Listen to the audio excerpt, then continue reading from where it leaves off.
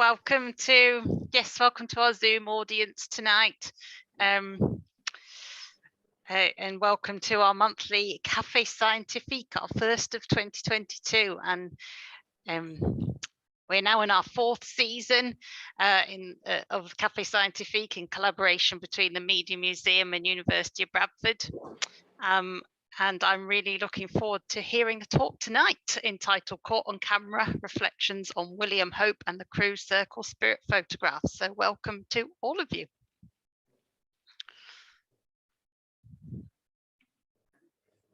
Good evening, everyone. My name is Arthur Conan, and I'm just going to host a session today, the live session here at the National Media and Science Museum. I'd like to welcome you to this first Café Scientifique of the year. I shall introduce Dr. Efram Sera-Shriar in a moment.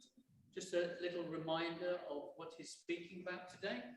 It's a talk based on controversy that started in the early 20th century when William Hopper, who was a well-known medium and spiritualist, became famous for his ability to capture images of the spirits. But later on in the 1920s, a psychical researcher called Harry Price discovered that this was based on trickery. So we're going to hear a bit about the story today and some investigations and thoughts on how to get trustworthy evidence and investigations into the extraordinary. And that was extraordinary. That's okay. So, Efram, are you ready? Thanks very much. Just give me a moment. There's a bad storm blowing through Copenhagen right now, but I've been reassured that you can hear me clearly as I speak to you through the veil, as it were. Can you hear what I'm saying right now? I can hear really well. Great. Hi, people. At the end of your talk, we'll have a little break. And there's a little exhibition here. We'll be able to show some camera equipment from the period you're going to talk about. Efram, so over to you for your talk. Thanks very much. Tucked away in the photographic collections at the National Science and Media Museum in Bradford is a small photo book containing images produced around 1920 by the professed British medium William Hope. This unassuming collection of photographs looks like any number of spirit photo albums created between the late Victorian period and the early 20th century. It includes examples of ghostly hands moving tables during seances, as well as portraits with spirit extras, such as a photograph of the Welsh medium Joe Thomas and an unknown female apparition. Taken together, the photo album provides an illustrative vignette of spiritual life at the turn of the century. The photo album also provides an important entry point for remembering a key moment in the history of modern science's relationship with spiritualism, the famed psychical researcher Harry Price's investigation of Hope's mediumship in February of 1922. In the canonical narrative told by Price, Hope was allegedly caught cheating when secretly marked photographic plates supplied by Price were apparently swapped for different ones that likely contained spirit extras already imprinted on them. While this story has come to be recognized by some scholars, such as Massimo Polidoro, as a crucial example of scientific rationalism's efforts to expose professional mediumship as nothing more than mere trickery and credulity, I want to tell a different and more critical narrative. Although it's almost certainly the case that Hope was a fraud and that the spirit photographs he produced were carefully crafted fakes, the investigation that Price led in the winter of 1922 is not as clear-cut as the historiography has suggested. In fact, the manner in which Price conducted his investigation at the time was heavily criticized by Hope's defenders, especially among leading figures of the British College of Psychic Science. Through a careful reading of the original exposure that was published in the Journal of the Society for Psychical Research in May of 1922, I want to provide a critical reassessment of the Hope-Price affair that underscores the complicated nature of science and spiritualism's historical relationship and the limits of the evidence used for investigating these kinds of extraordinary phenomena. The history of modern spiritualism is typically told through the personal testimonies of historical actors, believers and skeptics alike, who participated in spiritualist activities such as seances. This is understandable given that the majority of the evidence collected at these events took the form of witness reports. However, like any kind of testimony, scientific or otherwise, there are always questions about the reliability of an account. It's for this reason that so much of the history of spiritualism and its engagement with science remains hotly contested. The ability to determine whether or not a witness report is credible has been a major focus of these deliberations. Far too often, witnesses who've discredited spiritualism are taken for granted with almost no critical reflection. The logic that's employed in most of these cases is fairly similar. It's assumed that the skeptical accounts are likely true because it's easier to accept them rather than the unlikely alternative, that mediums can actually produce incredible supernatural feats. Now, this is by no means a suggestion that we should treat the reports of believers with any less level of critical awareness. Instead, for the sake of balance and integrity, we should apply the same standards to all kinds of testimonies, regardless of their perspective. After all, skeptics and disbelievers are just as prone to exaggeration and lies as their believer counterparts. Thus, as we arrive at the centenary of the Hope Price affair, it seems an appropriate occasion to reconsider the credibility of Price's testimony. Even at the time of its publication in 1922, there were many critics who questioned its veracity. Now, the style of Price's testimony follows in a long tradition within the sciences of narrating the details of an investigation as a way of recreating the event for readers. The historians Steve Chapin and Simon Schaffer have described this practice as virtual witnessing. Through this process of retelling the account through text, the investigation is legitimized. Price was acutely aware that he was employing this kind of rhetorical tool when substantiating the claims in his testimony. Price was sure to include even the smallest details of his experience so that readers could reconstruct in their minds what he had seen firsthand. This technique for making credible his testimony also relied on the philosophical notion of virtue epistemics. The ability to trust an observer's testimony is shaped to a certain degree by their character. If an observer can be shown to be immoral or unethical in any capacity, it can be used to delegitimize them. Price had to carefully negotiate his persona in his account to position himself as a self-proclaimed objective seeker of the truth. However, this posed a considerable challenge for Price because from the onset of his investigation, he was deceitful towards Hope and his associates, going so far as to conceal from them how he had secretly marked the photographic plates he was using in the investigation to try and entrap the medium and expose any potential fraud. His trustworthiness as an ethical investigator was therefore suspect. When retracing the details of Price's professed exposure of Hope from the Journal of the Society for Psychical Research, it's essential to analyze the politics of writing implicit within it. If Price was so open about misleading and lying to spiritualists in order to prove that Hope was a fake, what's to say that Price was honest about his findings to members of the Society for Psychical Research and their journal's readership? He could just as easily have manipulated his professed results to suit his own personal agenda. There was primarily only his testimony to rely on, an issue that Hope's defenders would later emphasize as part of their challenges to Price's supposed findings. So as we approach the centenary of the Hope Price affair next month, it's high time that we reflect more rigorously on the full details of this momentous case. The decision to investigate Hope was highly calculated. During the opening decades of the 20th century, Hope's Crewe Circle, so named because it was based in Crewe, Cheshire, was one of the chief spiritualist groups in Britain to produce what was widely regarded by believers to be authentic examples of spirit photographs. Appetite for sittings with Hope was so insatiable that appointments were arranged weeks in advance. Hope's many celebrity endorsements further contributed to his glowing reputation within the spiritualist community. The renowned author of the Sherlock Holmes novels, Arthur Conan Doyle, the chemist William Crookes, and the suffragist and aid worker Mabel St. Clair Stobart were just some of the high-profile figures to support Hope's legitimacy as a real psychic. Price originally attempted to hold a sitting with Hope as early as 1915. He'd written a letter to the medium, but didn't receive a reply. He tried again in March of 1921, but met with a similar result. Recognizing that he wasn't going to receive any response from Hope without the help of the spiritualist community who acted as gatekeepers, Price set out to build a network of spiritualist associates in London, eventually securing some contacts at the British College of Psychic Science, which was one of the main spiritualist-run scientific institutes in Britain at the time. After a sequence of exchange with the college's secretary, Barbara Mackenzie, in November of 1921, an agreement was finally reached that the college would host a sitting between Price and Hope. On the 12th of January, 1922, Price received a letter from one of Hope's representatives notifying him that the medium would agree to a meeting so long as certain criteria were met. This kind of request was typical for most psychic investigations, and the aim was to control the conditions of the experiment. Giving too much power to either the medium or the investigator could undermine the integrity and results produced in the experiment. Thus, it was important to establish a set of balanced controls that benefited both parties. More often than not, though, these controls were merely created, but rather they merely created an illusion of parity. For this experiment, Hope requested that he be allowed to use his own camera, but to keep things balanced, Price could examine the device before and after the photographs were taken.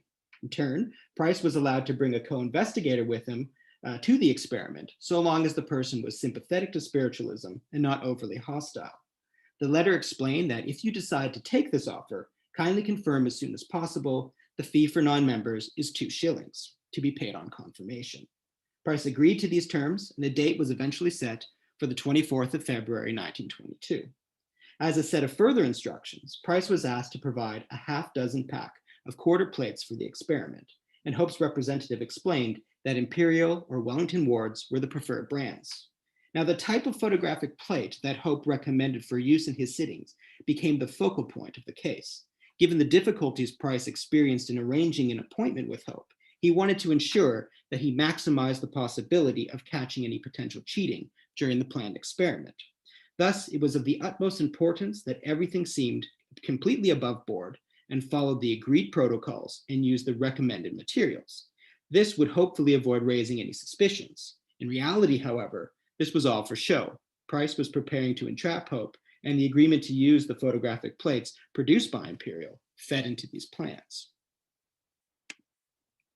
On the 25th of January, 1922, Price visited the offices of Imperial Dry Plate Company in Cricklewood, London, to commission a special set of 6 quarter photographic plates for his upcoming investigation. Price explained his plan to the representatives at Imperial, and they proposed to make a set of plates that were each secretly marked with a section of the firm's logo. When placed together, these secret markings would form the full image of Imperial's lion. These markings were applied to the plates using an X-ray apparatus, which was held by Imperial. More importantly, Hope and his associates would not be able to detect them with their naked eyes. When exposed to the chemical mixture during processing, however, the logo would appear and be transferred onto a print. If the lion logo did not appear on the photographic image, it could be assumed that Hope had likely swapped the plates, swapped the supposedly blank plates that Price had provided for ones with spirit extras already fixed on them. As Imperial explained to Price, we've tested this method and find it quite infallible, and it is impossible for anyone to have adopted the same steps which we have with regard to these 6 plates. The plates were also flashlight types that were highly sensitive and fast processing, which meant there was very little time for any trickery to occur when processing the results. 3 days after the visit, Price received a parcel from Imperial containing the specially commissioned photographic plates. To ensure that his investigation was perceived as open and transparent, he handed over the parcel in its original and sealed postal wrappings to his neighbor, H.J. Moger. The parcel was then sealed in a second layer of postal packaging before being sent to the Society for Psychical Research for safekeeping ahead of the meeting with Hope in a few weeks' time. This would become an important set of details later in the case, when defenders of Hope questioned the reliability of the supposed precautions used by Price prior to the experiment at the British College of Psychic Science. There were no impartial witnesses to verify that neither Price nor Moger tampered with the parcel sent by Imperial prior to its shipment to the Society for Psychical Research. There was only Price's word, which was not trusted because he actively sought to entrap Hope using invisibly marked plates. On the morning of the investigation, on Friday, the 24th of February, 1922, Price met James Seymour at Holland Park Station in London. The two men had never met before, but would travel together to the British College of Psychic Science, where the meeting with Hope was to be hosted. Seymour was to be Price's co-investigator and was recommended to the role by the Society for Psychical Research, who viewed him as a reliable collaborator with a sound knowledge of both professional conjuring and photography. There were two essential skill sets for an investigation of this kind. Seymour was also a member of the Magic Circle, a group of elite stage magicians in Britain who devoted much energy to exposing fake mediumship. The Society for Psychical Research also felt it necessary to have a corroborating testimony to confirm the details of Price's account afterward. A key way of strengthening one's report on a psychic investigation was by producing corroborating testimonies using other credible witnesses who attended the same event. Seymour's role, therefore, was essential for establishing the veracity of Price's own testimony. If two supposed respectable men with expertise in both stage magic and photography claimed to have witnessed the same thing during the sitting with Hope, their reports were most likely reliable. This approach to producing credible testimonies had a long tradition in the sciences and is a kind of collective empiricism. Eric Dingwall, the research officer for the Society for Psychical Research, was also present at the station and handed over the sealed parcel of plates to Price and Seymour. These were allegedly still wrapped in the double packaging prepared by Moger and Imperial, respectively.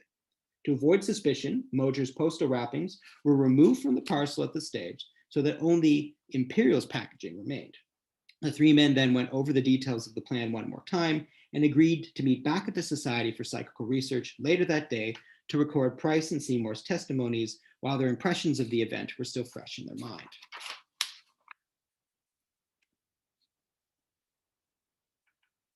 With a plan to ensnare Hope in full motion, Price and Seymour left Dingwall and headed over to the British College of Psychic Science just after 10 a.m., where they were greeted by Barbara Mackenzie.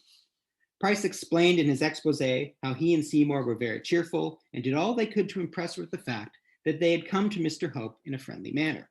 In reality, Price had every intention to entrap Hope, and this admission in the published testimony had significant consequences. Fundamentally, it showed that Price was open about his disingenuousness towards Hope and his associates in his expose of the event. This undermined his integrity as a reliable investigator, because it demonstrated that Price was willing to mislead people in the pursuit of gaining his desired results. His epistemic virtues were therefore compromised from the onset of the experiment. Price and Seymour were then escorted to the top floor of the college, where a small studio and darkroom were set up for the investigation. There they met Hope and his personal assistant, Mrs. Buxton.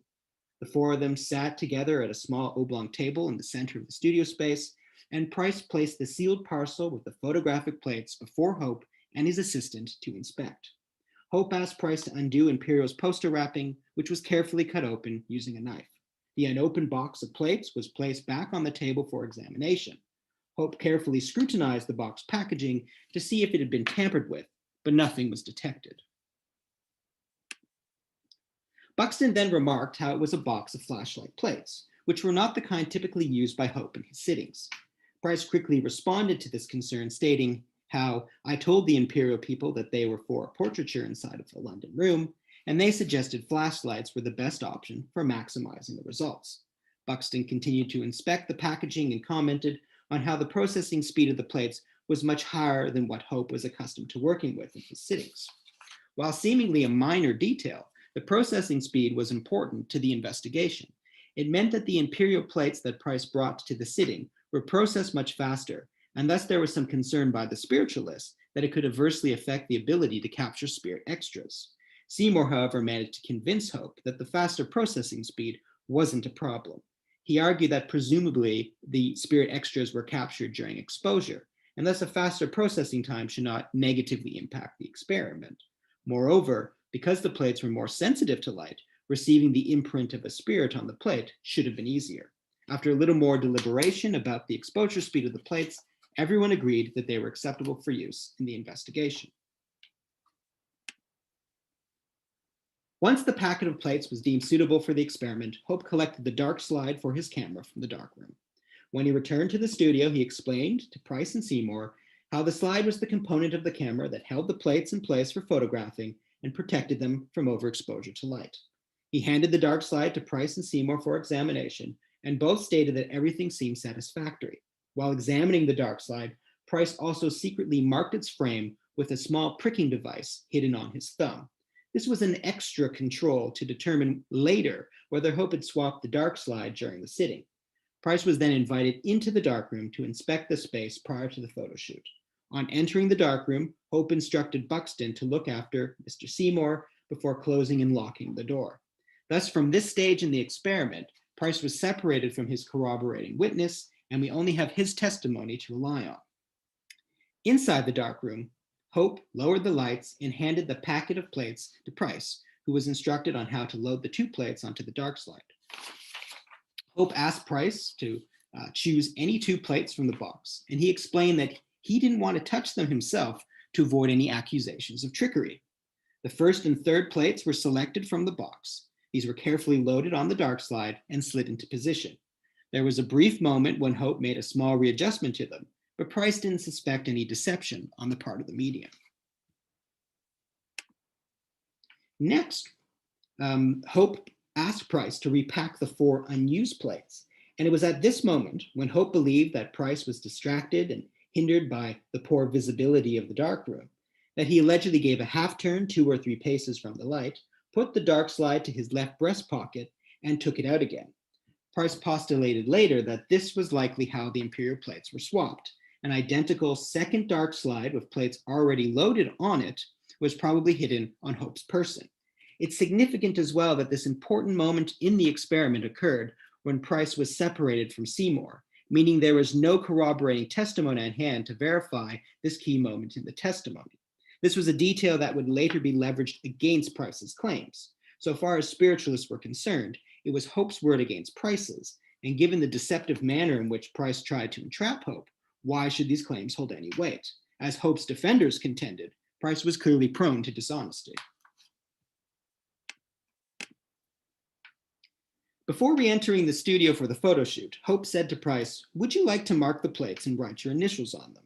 This, he explained, was a precaution that some sitters insisted on using as a control to inhibit any potential cheating.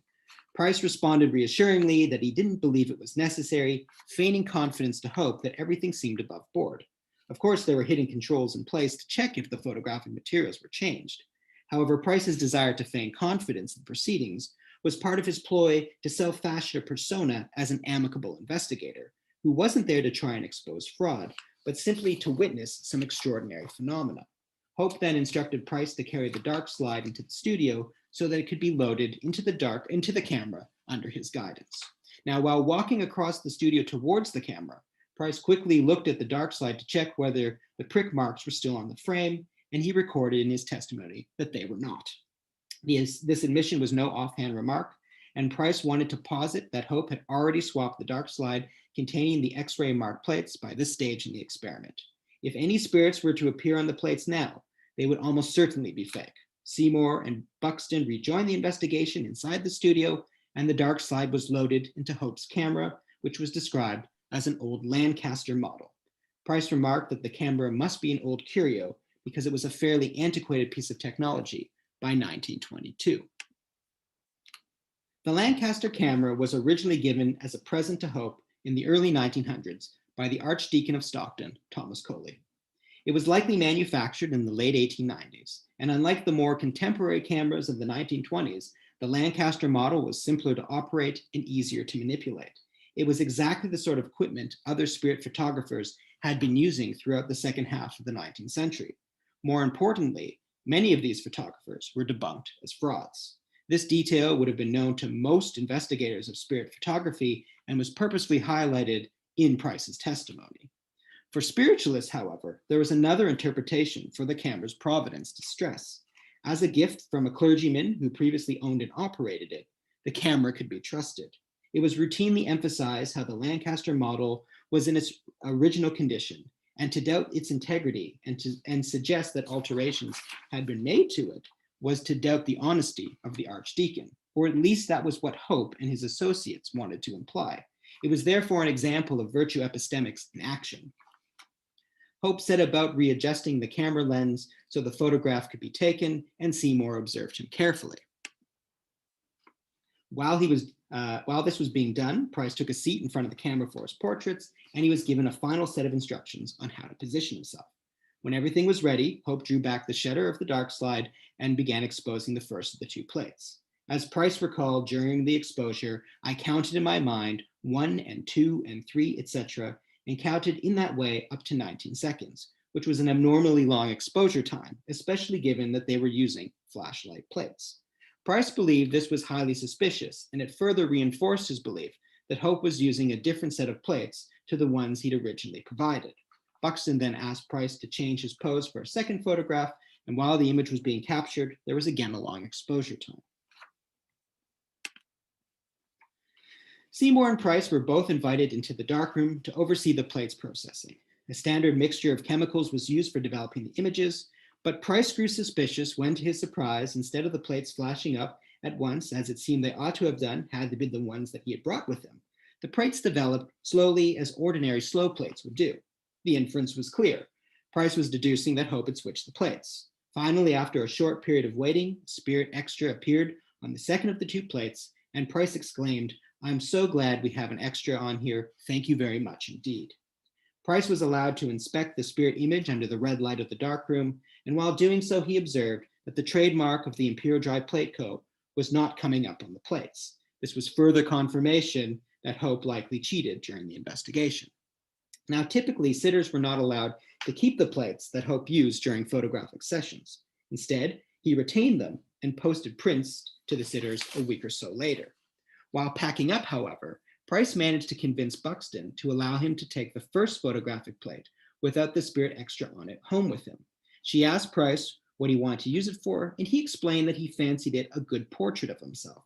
There were no objections, and Buxton found a small box to transport the plate in so that it would not fog through overexposure to light. This was a particularly important piece of evidence to collect because it provided Price with a plate that he could fully inspect. Away from the critical gaze of Hope and his associates, Price could ascertain whether the Imperial logo it should have contained would transfer to any print it produced. If it didn't, then it was not one of the plates Imperial supplied for the experiment.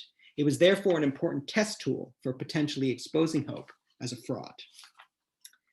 After giving their full testimonies to Dingwall and some of his associates at the Society for Psychical Research, there was still more work to be done. Price, Seymour, and Dingwall had another test to conduct using the remaining 4 X-ray marked plates that were still in the box that was sent by Imperial.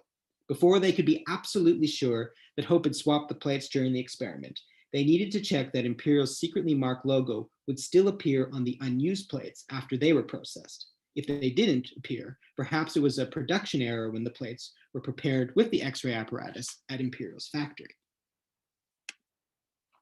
Together in the late afternoon, the 3 men traveled to the studio of Reginald Haynes, who was a portrait photographer of repute in Southampton Row, London. And there, the remainder of the plates were developed under the supervision of Haynes, who acted as an impartial corroborator. As Price recalled in his report, on each of the 4 plates, the section of Imperial Co.'s trademark came up clearly. Thus, the markings should have appeared on the 2 plates used during the experiment with Hope. So far as Price, Seymour, and Dingwall were concerned, this was irrefutable evidence that Hope had cheated by swapping the plates. In the published account of Price's experiment with Hope, which appeared in the Journal of the Society for Psychical Research, there was a reproduction of the lead stencil used for creating the X-ray markings on the plates. A section of the dotted pattern was applied to part of each one. An even more damning piece of evidence, however, was the plate containing the portrait of Price without a Spirit Extra on it. Price's success in managing to convince Buxton to allow him to keep the portrait afforded a rare opportunity for an investigator to inspect a plate that was actually used by Hope during a sitting. This had never previously been done by an experimenter. Not only was a section of the Imperial logo missing from this plate, but all 3 men observed that the glass was thinner than the other plates in the pack and of a slightly different color. Surely the only explanation for this difference was that Hope had swapped the plates Price had provided for the experiment for others he'd prepared in advance. The Journal for the Society of Psychical Research published a reproduction of the portrait in Price's published account of the investigation, and readers could therefore see that the Imperial logo was missing. With a fully corroborated testimony carefully recorded and the physical evidence to support its claims, the Society for Psychical Research was prepared to share their findings in their journal. However, they didn't release the expose immediately. Instead, they waited until May of 1922 before sharing Price's findings with readers of the Journal for Society of Psychical Research. The reason for the delay is unclear, but likely Dingwall and his associates didn't want Hope and his supporters to catch wind of their plans, and so they waited to release the report until after attention surrounding Price and Seymour's visit faded. The conclusions resulting from the investigation were succinctly summed up by Price in the closing remarks of his report. It can, we think, hardly be denied that Mr. William Hope was found guilty of deliberately substituting his own plates for those of a sitter. Not only, Price contended, was this move as good as seemed to take place under the red light of the darkroom, but the supposition was abundantly confirmed both when the slide was examined and when the plates were developed. The evidence was overwhelmingly against the legitimacy of Hope's mediumship. Understandably, Price's published expose in the May issue of the Journal of the Society for Psychical Research was met with uproar among the spiritualist community. Defenders of Hope saw the whole affair as a corrupt and biased investigation. Among the many figures to challenge Price's allegations was the principal of the British College of Psychic Science, James Hewitt Mackenzie, who led a campaign to exonerate Hope in the face of these public revelations. This was only the beginning of the Hope-Price affair, and in the months that followed, a group of spiritualists under the leadership of Mackenzie organized several inquiries to reassess the findings of Price's report in an attempt to delegitimize him as a credible witness. In the spiritualist retelling of the case, Hope was not the culprit, but the victim, and Price was the real swindler in the affair. But unfortunately, this is a story for another time. Thank you.